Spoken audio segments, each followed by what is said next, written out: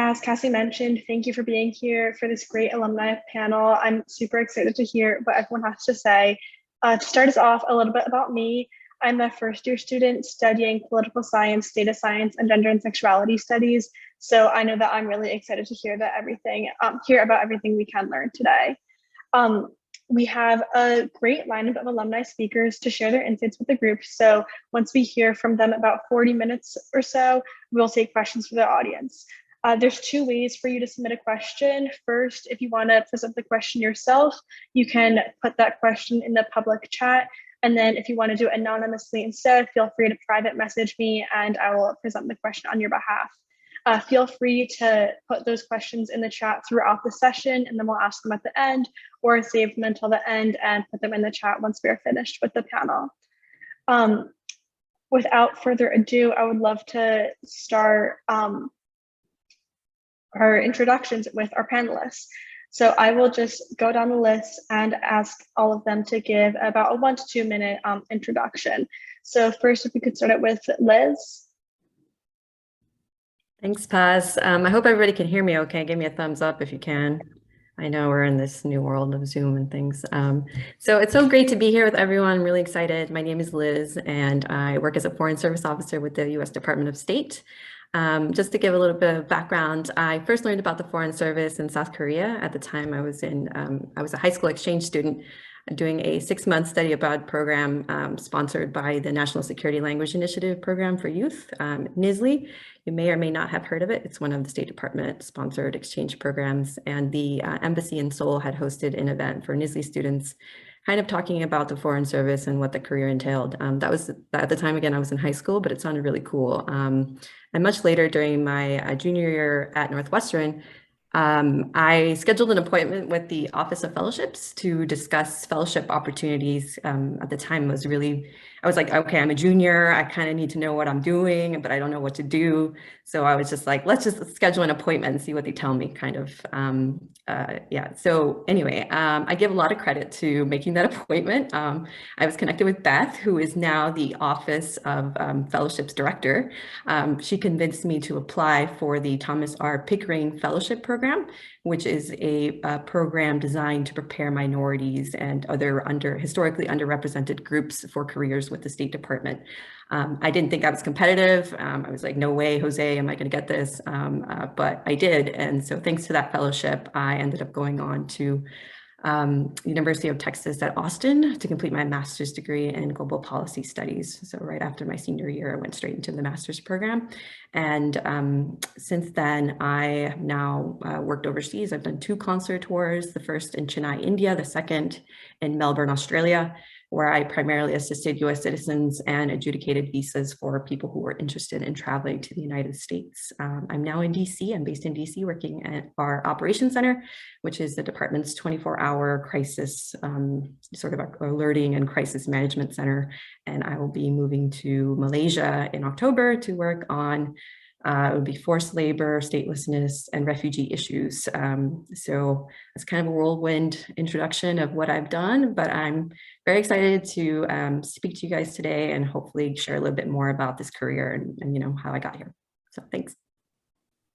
Thank you. Next we'll go to Tara. That's a tough one to follow, but I will do my best. Hi, Tara Corrigan, 2008 Northwestern grad. 2008 is somewhat relevant in that I got my start in politics working for Barack Obama on his first campaign for president. I actually was an intern in his Chicago district office the fall of my senior year at Northwestern.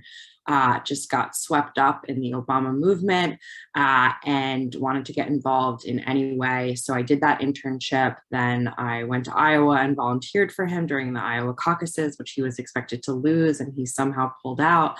And then again, as a Northwestern student, interned in his campaign office in the spring of 2008. And then as I was about to graduate, I was fortunate enough that he had just clinched the nomination, and I was offered a full-time job actually the week before graduation, which again, just really lucky to have that opportunity. From there, he of course won. I moved to Washington, D.C. the day after the election to work on the transition team, which is setting up the government. Did that for the 3 months until inauguration. When President Obama was inaugurated, I started in the White House, worked there for 2 years, then moved back to Chicago to work on the re-election campaign. And again, when he won, moved to DC, went back to the White House and did that for another year and a half. And then following that experience, I moved to London to work for my current company called the Messina Group. We do a number of different things: domestic politics, international politics, and then we advise startups and corporations about regulatory affairs and what's going on in democratic politics in the US. So I moved to London to work primarily on our international campaigns, got to experience doing that in the UK, France, Italy, a couple countries in Africa, Southeast Asia, and I'm sure places I'm forgetting. That was an amazing experience to learn about politics and culture around the world. While I was in London, I also got my MBA from Duke. So I did that while working. So if you have any questions about graduate school. And then about 4 years ago, I moved back to DC to stay with the same company, but in a different role as COO. So I manage the day-to-day operations of what goes on at my current company. And I live in DC. And 4 months ago, I had a little girl. So I'm learning what it's like to be a working mom. And yeah, I think that's it. Thank you. I hope your daughter's doing well. You may hear her, so. You feel free to bring her on to screen. I love little kids. We'll go to Erica next. Geez, both of you are extremely hard acts to follow. I also apologize. I have a bit of a sore throat. I've taken lots of COVID tests. It does not appear to be COVID, but I do apologize for the somewhat raspiness of my voice. So my path was a little bit different than some of these folks. I graduated from college, or I'm Northwestern 2011. And I graduated and I really wasn't entirely sure what I wanted to do. I had done my last semester abroad. I had studied abroad in New Zealand and I came back. And unlike all of you on this call, like I just kind of hadn't thought about what happens after you graduate and you have to figure out what you're doing then with the job. And so I moved to the beach. I lived in North Carolina in the Outer Banks for a few years, and I waited tables during the summer, and then I traveled during the winter. I spent a lot of time skiing in Aspen and Utah and kind of all over, and I had a great time. And it was very fun. I saw a lot of the world. I really enjoyed it. And then I was ready for something else. And I thought back to I had grown up in DC. And so the idea of think tanks was a concept with which I was very familiar. And for folks who are not on this call or who are less familiar with it, I'm happy to give a quick explanation. Think tanks are kind of like the research hubs of policy. So if you think about actual legislation and how it comes to be written, you think about the work that happens in Congress or that comes out of the White House, and kind of where those ideas come from. If you think of that as like a concentric circle, it's kind of like one rung out of that is sort of a hub for ideas. And I was sort of familiar with that. And some of the most interesting classes that I'd taken at Northwestern, I was a sociology and legal studies focused, had to do with inequality. And I had done my senior thesis on, I had done a lot of work with the innocence movement, and I had done a senior thesis out of the Bloom Legal Clinic working on wrongful convictions. And so I had interviewed a lot of people who had been wrongfully convicted, and then I put together a thesis, and it sort of ended with these public policy recommendations. And that was kind of like my first foray into the power of public policy to change outcomes for large swaths of people. And so as I was kind of reimagining my career, kind of post-beach and what I wanted to do, I knew that I wanted to get involved in public policy. And I sent out a lot of applications because my background was pretty non-traditional. And I got a job as the special assistant to the executive director of the Washington Center for Equitable Growth, which is where I started my career in DC.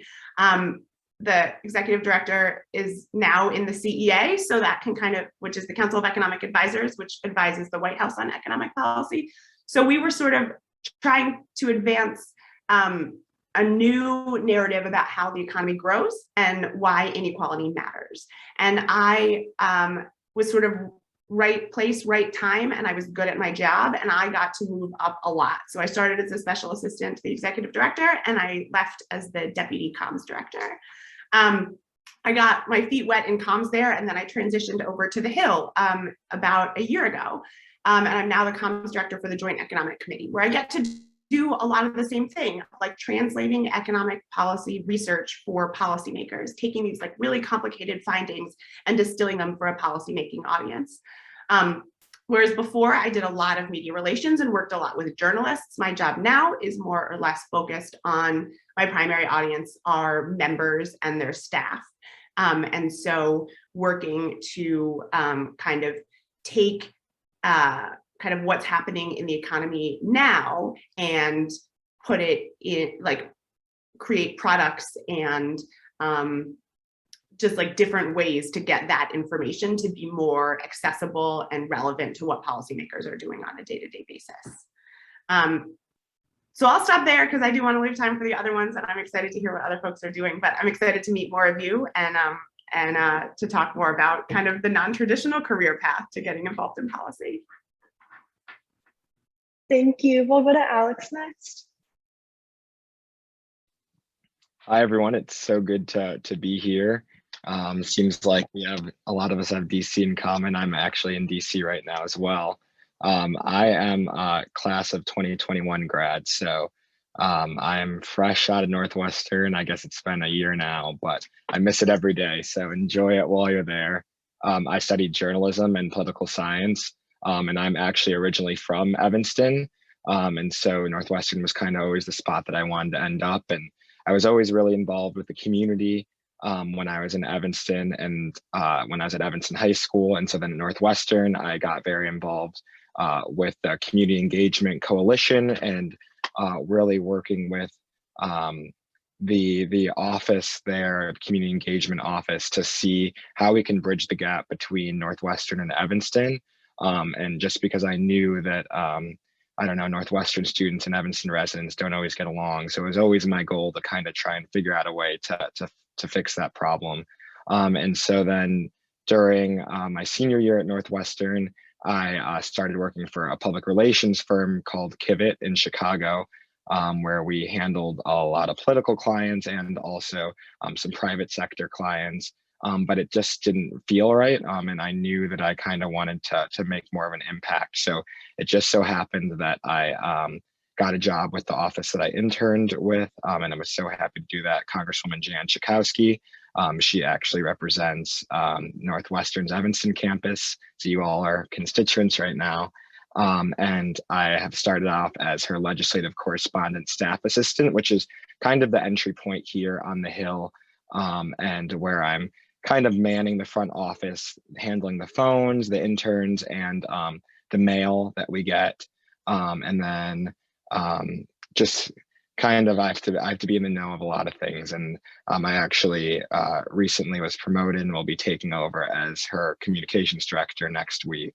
And so I am very excited to talk with you guys and answer any entry-level political questions you guys have. Congratulations. Lastly, we'll get an introduction from Matthew. Solid. Hi, everyone. My name is Matthew Guzman. Again, everyone on this call, so impressive. I'm excited to hear more from all of you. Again, my name is Matthew Guzman. I am actually a former statistician at the Department of Justice in Antitrust. And I am, I don't think it says this on the program, I started a PhD program in education policy in the last year. So I'm now at Michigan State. So I was actually a Middle Eastern and North African studies major in undergrad. When I started out, I was really interested in international policy and diplomacy. The summer after my junior year, though, I had an internship with the FBI in Chicago, which at the time I really wanted to kind of parlay my MENA skills in that job, which I was able to, but through that I kind of pivoted to towards domestic policy. So with that, that was like kind of my first foray into working with the government, and I moved on to work with Doj Antitrust for 3 years. For those of you who don't know, Antitrust is everyone knows them for the Google probe, all that big tech jazz, but they do a lot of other stuff too. Happy to talk about that later. So I was a paralegal for a year, and then changed over within the same organization to become a statistician. And after 2 years of that, I love DOJ. I love working with policy, not so much in politics, but more as an analyst personally. And I wanted to keep doing a lot of the same stuff I was doing, but I wanted to apply it to policy that I cared a little bit more about, namely education. So with that, I applied and started this PhD program. I'll be in Lansing, Michigan for the next 4-ish years, and then hopefully back to the government or possibly onto a think tank. So happy to talk about that or anything else as we go on. Thank you so much. You all have very exciting careers, and I'm so excited to get more into the details. To start us off, a lot of people are applying for internships right now, thinking about what to do after graduation.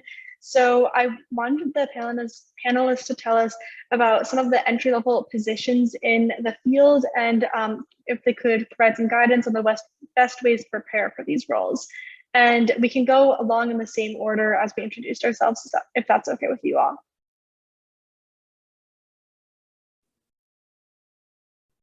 I take it that's my cue. That's kind of nerve-wracking to always go first, I gotta say, but hopefully I'm not doing too bad, at least so far. So one of the things that I think is important to know about the Foreign Service is that there are different career tracks, which each have their own focus. The 5 career tracks are consular, economic, political, management, and public diplomacy. And they're all kind of what they sound like. If you're in a consular track, you're generally, again, assisting US citizens and adjudicating visa cases, and a very outwardly focused kind of people role, and it really takes the meaning of public service, like it's really that. And then you have our economic and political officers, and they are working on a variety of different, again, political or economic issues and sort of promoting our US position on those issues. And then management folks, they are the ones that sort of keep our embassy and consulates abroad running. So they will handle things like HR, logistics, budget. Someone has to pay the lights to keep the embassy on.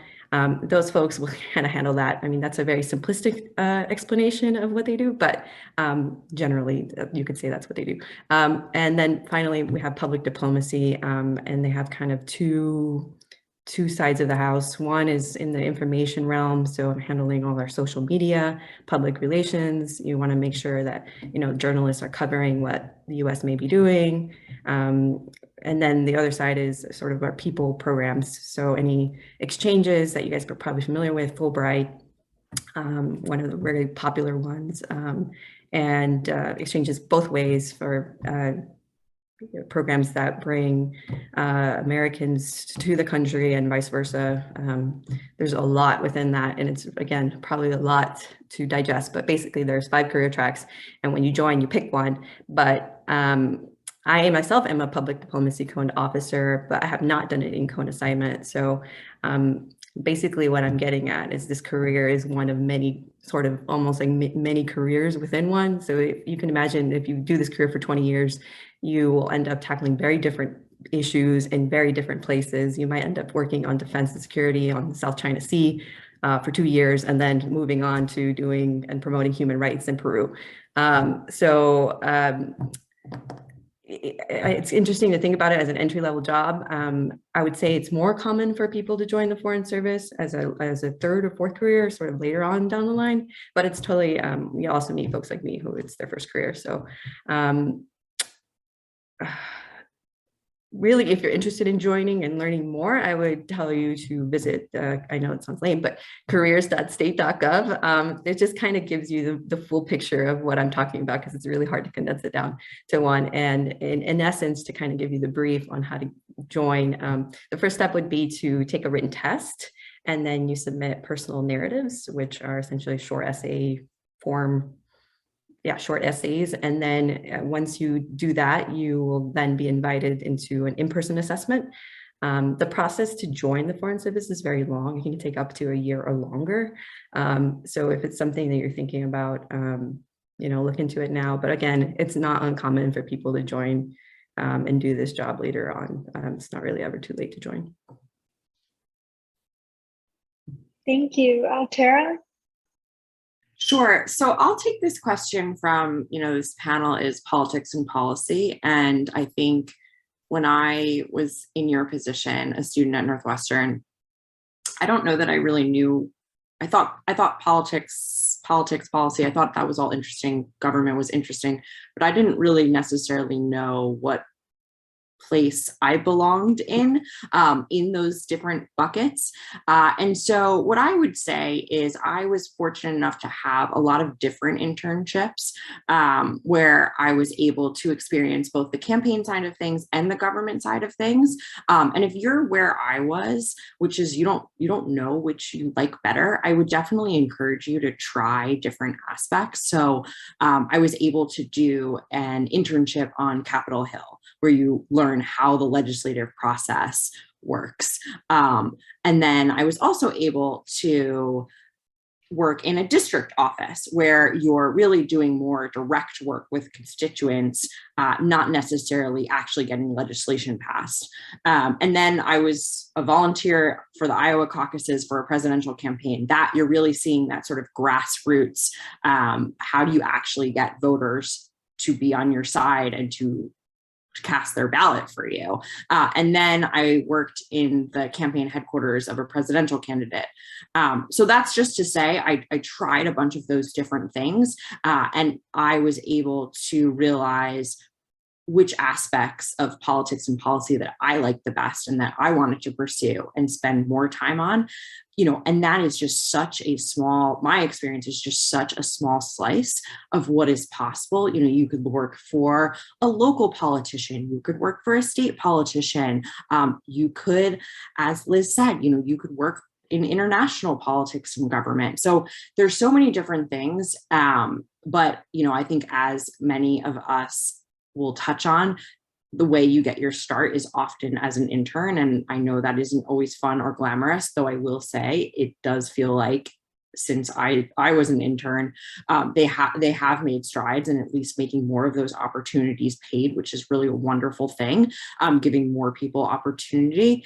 But that is often how it starts. And I think, it may feel like the things that you're doing are not glamorous, but they are really helpful. And just when you're in those experiences, and I always encourage the interns at our company to do this, talk to as many people as you possibly can and just make the ask, do you have 30 minutes to have coffee with me to share your experience? And wherever you intern or wherever, it could also be your first job, you're going to meet people with such different backgrounds, which is so awesome. And so, I think learn as much as you can. And in terms of actually securing that internship, I think my advice would just be your first internship, whatever it might be. It seems simple, but it really is the launching pad for your career.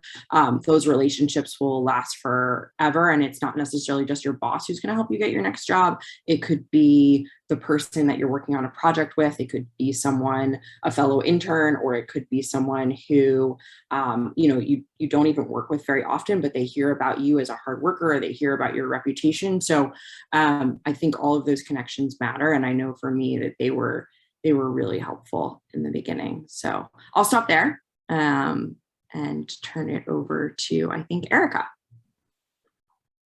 Yeah, so I just especially want to echo the kind of last part of what Tara, I'm apologizing if I mispronounced your name, said about getting coffees with people. It's such a DC thing. You don't literally have to get coffee, although you can, but it's just the idea of being able to talk to somebody about knowing things. I think who as awful as this is, and it is not the best part of DC, but who is really important, because just like that who is like how you find out about opportunities anyway. And so that doesn't mean that if you don't know people, you can't, but just like you know people, like you all are at Northwestern. So you start with the Northwestern Alumni Network. You start with events like this where you get to meet people and you start to hear about like what jobs might be interesting and you start to see different pathways. And every time you get a coffee, you ask like, is there anybody else that you recommend that I talk to? And this is like the kind of thing that everybody has done. And I know that it's the kind of email that I love to get. I can't always do it like right away, but it's like a thing that I love doing because it was so helpful to me as I was trying to get my start. It was also helpful for like learning what's even out there.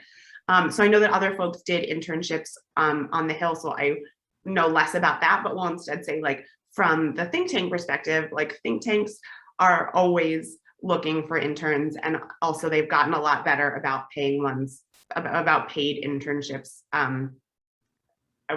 I will say that's especially true of like more progressive organizations that are involved in like unionizing drives and stuff like that, securing like better wages and hours for their workers and also their interns.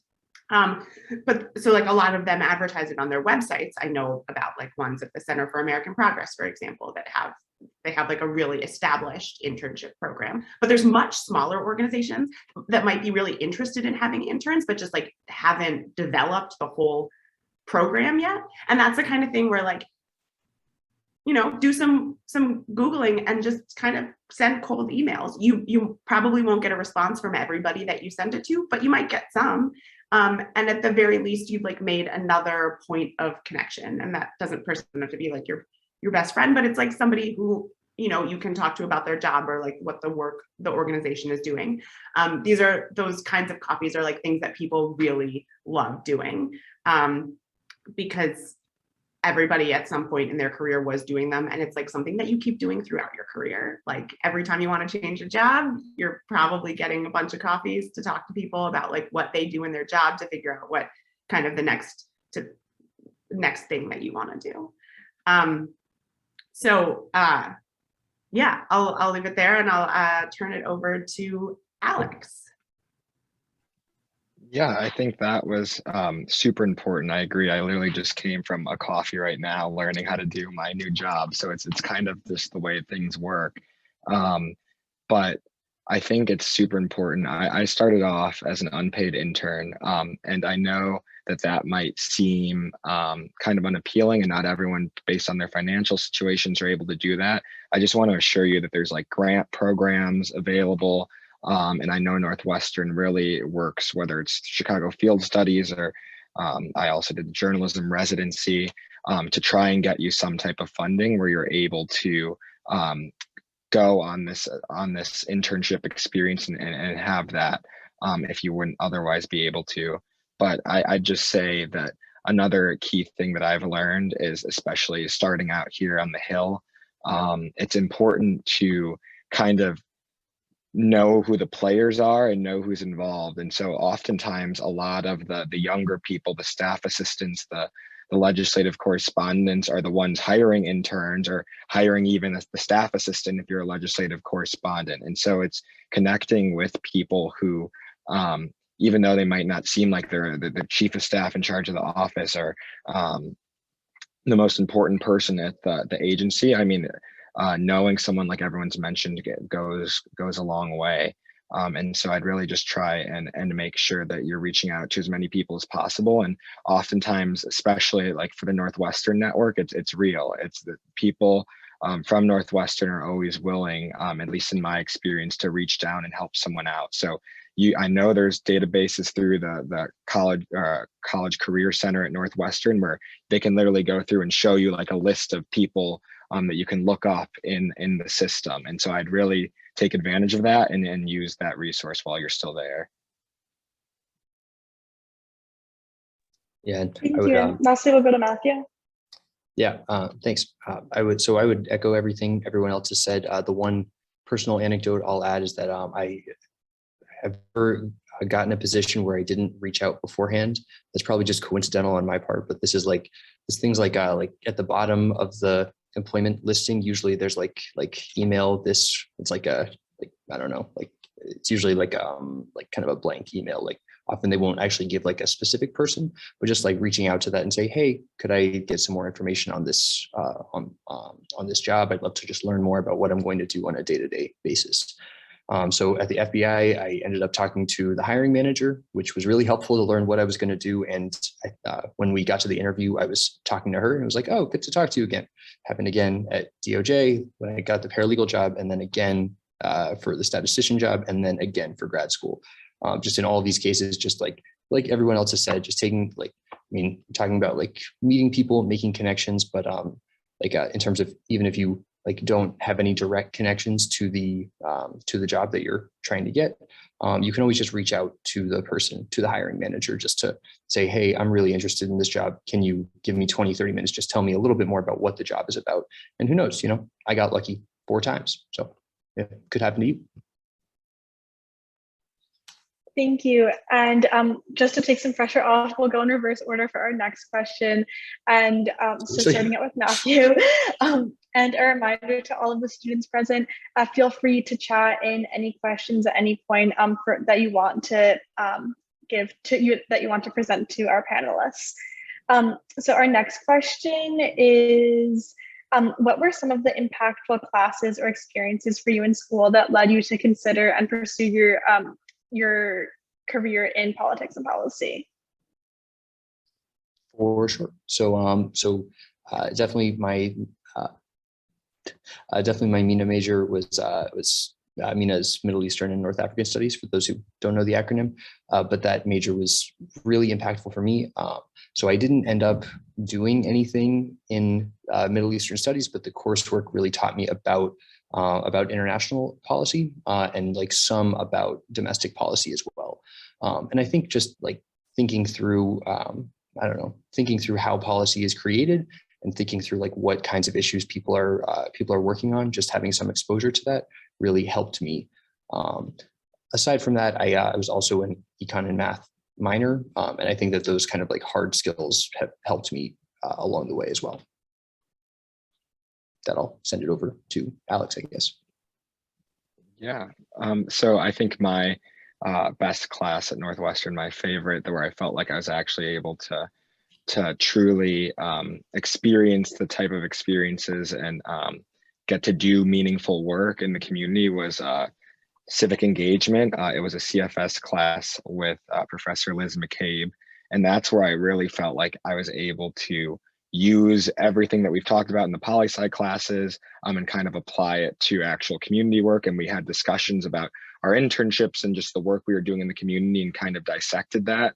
And so if you get the opportunity to take that class, I know I'm still in contact with Professor McCabe, and she's very excited to welcome more students. And so that was by far the class that got me most excited and involved at Northwestern.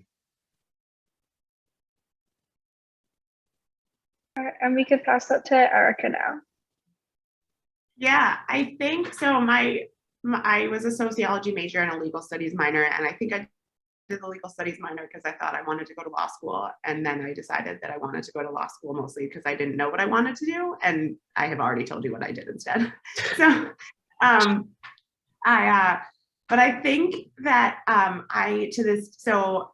my work with both the Washington Center for Equitable Growth and the Joint Economic Committee, I am knee deep in economic research at Equitable Growth, like really academic economic research, and in my current role, more like policy oriented. And I have never taken a single econ class. I wish that I had, not just because of my job, but because I just wish that I had that kind of as a foundation. But I do, although everything that I've learned since is like, never believe anything you hear in Econ 101. So, take that with a grain of salt. But I think that what really got me interested in the work that I'm doing now was it's been a few years, but I think it was like a social inequality class that focused on like race and power. And I just like that kind of gave me a frame for thinking about inequality as being a gave me kind of the vocabulary and the frame for thinking about inequality as a systemic issue and not an individual issue. And systemic problems need systemic solutions. And so that frame is kind of how I got into the policy space. I was lucky enough to have a job that I think was like my perfect first job, even if I didn't know it at the time, both because it was sort of equitable growth was new. And so it was like really startup. So I got to wear lots of different hats, and I got to like dip my toe in operations stuff and comm stuff and programming, and just, we had a grants program. So I got to do work on that, and I got to engage with the substance a lot, which it turns out is part of what really drives me. There's lots of different kinds of comms directors in DC. There's lots of different ones that are connected to politics and policy. And there's, you know, I think that the earlier recommendations about like doing lots of different things to kind of figure out what you like is really important, because you can meet 10 people who all have the same title and they all do a different job. There's no way you would know except if you did it or talked to them. And so I think that kind of my start, and then the work that I mentioned that I did with on wrongful convictions was also about like this systemic problem, like how it is that people get wrongfully convicted is not an individual thing. It's far too widespread for that. And so those were kinds of the things that were like bubbling up as I was trying to figure out my place. And so as I was applying for jobs in sort of the think tank policy, like philanthropy world, these were the kinds of things that I was looking for. And as it turns out, there's still the kinds of things I'm looking for. So that is sort of like my current common thread. And I don't know what my next career will be, but this is really how I'm centering my work now.